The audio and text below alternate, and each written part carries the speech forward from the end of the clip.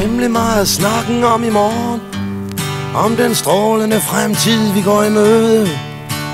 Visioner om velfærd og høj kultur kan få selv en tiggers hjerte til at gløde.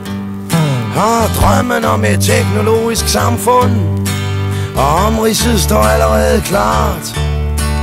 Mennesket er skabningernes herre, og står endnu ved sin løbebanestart. Vi klamrer os krampagtigt til troen på en bedre verden uden splid og skæld. Vender ryggen til en påtrængende vished, men det er fandens svært at løbe fra sig selv. Når flere og flere drømmer om en fremtid, som er kun en naiv illusion, kunne det tolkes som et udslag af vild desperation. Vi har drømmen om et jordisk utopia, men vi har ikke meget at have den i. Vi lever kun på låntid, og vor kredit er ved at være forbi.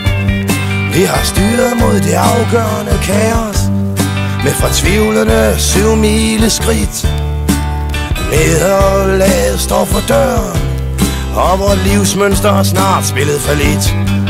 Lige siden Adam blev hældt ud af haven, er strålende kultur groet frem. Men det ligger i et samfunds struktur, at det til sidst går nedenom og hjem. Vi har for længst nået skældsår og alder. Fremtidens vilkår er snart overset. Vi lider af gammelmands sygdommen senilitet. At den verden vi lever i er syg, er en floskel vi ofte har hørt. Der er ikke meget som bestrider, at løbet snart er kørt. Alle symptomerne passer på alderdomssvækkelse og forfald. En døende civilisation, hvor de underlegne er i overtal. Når den sociale følelse degenererer til et spørgsmål om den enkeltes moral, får idéerne om potentiel storhed en hul undertone af pral. Når alle gevinster altid kun fordeles til en latterlig minoritet, kunne det tolkes som et udtryk for racesenilitet.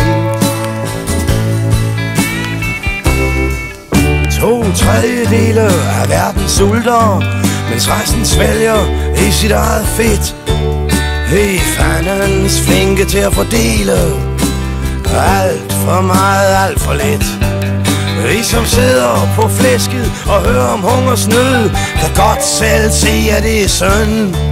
Så vi sender de sultne en tier og tager dem med i vores aftenbøn. Det er muligt at skaffe mad til alle, men vi kunne aldrig falde på at dele ud. Det er en menneskeret at profitere, når man nu forstår at lave overskud. Når den tredje verden forgæves må vente på vores solidaritet, det tolkes som et udtryk for racesenilitet. Forskning fører ikke af sig selv til fremskridt, men er snarere en slags drivkraft. At beherske og styre vor egen viden er en evne vi aldrig har haft. En håndfuld livsfjerne fantaster fik os på sporet af atomets hemmelighed. været brugt til at skabe meget smukt, men selvfølgelig valgte vi at bryde ned. Vi har levet i paddehattens skygger i snart en hel generation, og hvem tør spå om hvordan det vil gå efter næste prøveeksplosion? Når en nation får lov til hæmningsløst at sprede dødbringende radioaktivitet, kunne det tolkes som et udtryk for racesenilitet. Vi har opfundet en makaber leg, hvor millioner sætter livet til, degraderet til umalende brikker i magtliderlige despoterspil. I et vanvittigt selvmorderisk kapløb har vi systematisk anbragt verden der, hvor graden af et folkeslags frihed måles op i militær.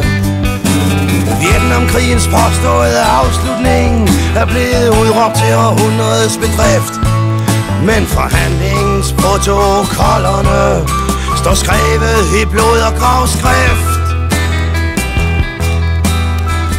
Når den fornemste fredspris tildeles mænd med krigsforbrydermentalitet, kunne det tolkes som et udtryk for racesenilitet. De mange bevidsthedskriser, den skizofrene søgen efter Gud, er et af de tegn, som tydeligt viser, at timeglasset hastigt rinder ud. Jesus er kommet på mode, men har samtidig fået konkurrence. Der er et mægtigt udbud på markedet for letkøbt sjælelig balance. Gamle idealer nyvurderes, begreberne vendes op og ned.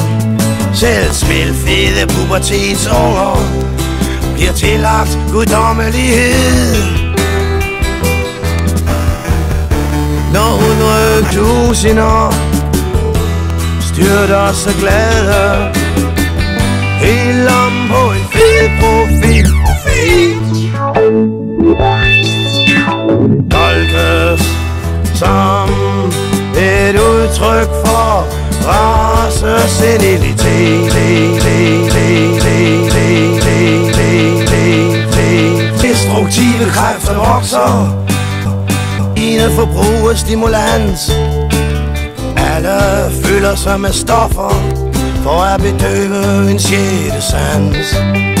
Mens verden går i opløsning omkring os, tyr vi til narkotika og alkohol. Kvæler vores rådløshed og afmagt, giver os hæmningsløst orgasmerne i vold. Der er nogle, som drikker sig til livsmod. Der er nogle, som fikser sig til flugt. Alle skriger på en trøstpræmie, når de sidste ressourcer er brugt. Den massive bølge af alle slags misbrug, som har rystet enhver autoritet, også tolkes som udtryk for racesenilitet.